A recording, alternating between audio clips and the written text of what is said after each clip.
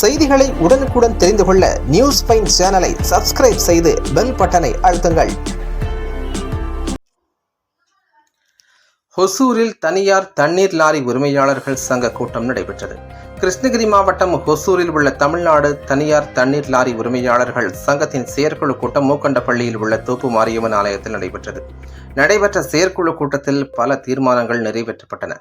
அதில் முக்கியமான திருமணங்களால் மின்சார கட்டணம் உயர்ந்த நிலையில் தற்போது விரைவில் விளைவு நிர்ணயம் செய்யப்பட வேண்டும். தண்ணீர் வாகனத்தை ஓட்டுபவர்கள் தங்களுடைய வாகனங்களில் தகுந்த ஆவணங்களை நிச்சயமாக வைத்திருக்க வேண்டும். மேலும் ஓட்டுநர் உரிமம் மற்றும் ஓட்டுநர் சீருடை கட்டாயம் இருக்க வேண்டும். கிருஷ்ணகிரி மாவட்டத்தில் உள்ள சுங்கச்சாவடிகளில் உள்ளூர் தண்ணீர் வாகனங்களுக்கு 280 கேட் வரி வசூலிப்பதாகவும் அதை தவிர்க்க வேண்டும் என்றும் தீர்மானம் நிறைவேற்றப்பட்டது. உள்ளிட்ட பல முக்கியமான தீர்மானங்கள் நிறைவேற்றப்பட்டன. திருமணங்கள் நிறைவேற்றப்பட்ட பிறகு சங்கத்தின் தலைவர், செயலாளர் உள்ளிட்ட பதவிகளுக்கான தேர்தல் நடைபெற்றது. இந்த தேர்தலில் யாரும் போட்டியிடாததால் 9வது ஆண்டாக முன்பிருந்த தலைவர் சீனிவாச ரெட்டி, செயலாளர் நாராயண ரெட்டி, பொருளாளர் அருண்குமார், துணைத் தலைவர் ஐயப்பையா, துணை செயலாளர் ரவிச்சந்திரன் உள்ளிட்ட நபர்களை மீண்டும் தொடர்பார்கள் என அறிவிக்கப்பட்டனர். மேலும் ஒவ்வொரு பகுதிகளுக்கும் ஒவ்வொரு செயல் உறுப்பினர்கள் அனைத்து பகுதிக்கும் தேர்ந்தெடுக்கப்பட்டனர். செயற்குழு முடிந்தவுடன் அனைவருக்கும் உணவு விருந்து ஏற்பாடு செய்யப்பட்டிருந்தன.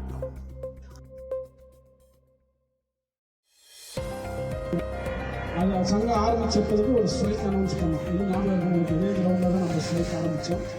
அதாவது 2022 அதே மாதிரி நம்ம சப் கலெக்டர் ஆகட்டும், ஆர்டிஓ ஆகட்டும், போலீஸ் டிபார்ட்மெண்ட் நம்ம எல்லாருக்குமே இது மாதிரி பண்ணிட்டோம்.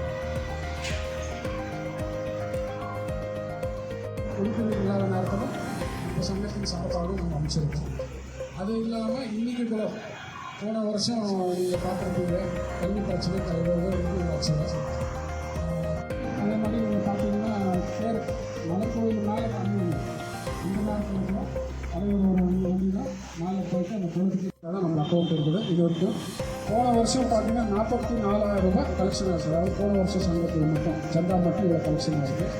இப்போ சில நலத்திட்டங்கள் எல்லாமே பண்ணியிருக்காருன்னு போலீஸ் கொடுக்குறான், ஆர்டிஓ கொடுக்குறான், எல்லாரும் தொல்லை கொடுக்குறோம். ஆனால் எல்லா டாக்குமெண்ட் கரெக்டானா கூட நம்பர் பிளேட் எல்லா பயமும் எல்லா டிபார்ட்மெண்ட்டுக்கு இருக்குது. லாஸ்ட் இயர் நகராட்சியில் அந்த கமிஷனரு போர்டு ஸ்டாப் பண்ணாங்க. எல்லாரும் போய் பேசினாலே 200 பேர் 30 பேர் வந்தாங்க. அந்த கூட்டத்தை பார்த்துட்டு அந்த அம்மா 4 பேர் மட்டும்தான் உள்ள வர சொன்னது. உள்ள வர சொல்லி நாங்கள் எல்லாம் பேசுனீங்க, நீங்கள் வேணும்னு சொல்லி நான் ஸ்டாப் பண்ணிருந்தீங்க அப்படின்னு சொல்லிட்டு வந்துட்டு நாங்கள் சங்கத்தில் கேட்டு சொல்கிறேங்க, நாளைக்கு சொல்கிறாங்க. வெளியில் வந்து எல்லாம் உட்காந்து நின்றுட்டு பேசும்போது பிரச்சனைக்காரங்க வந்தாங்க.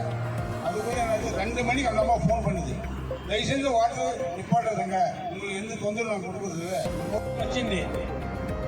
గవర్నమెంట్ కూడా కొత్తగా కాంట్రాక్ట్ వచ్చాడు. దానికి నేనేం చెప్పేదంటే ఒకరికి ఒక కష్టం వచ్చిందంటే అందరు కాంట్రాక్టర్లు ఒక్కరికి వచ్చారు.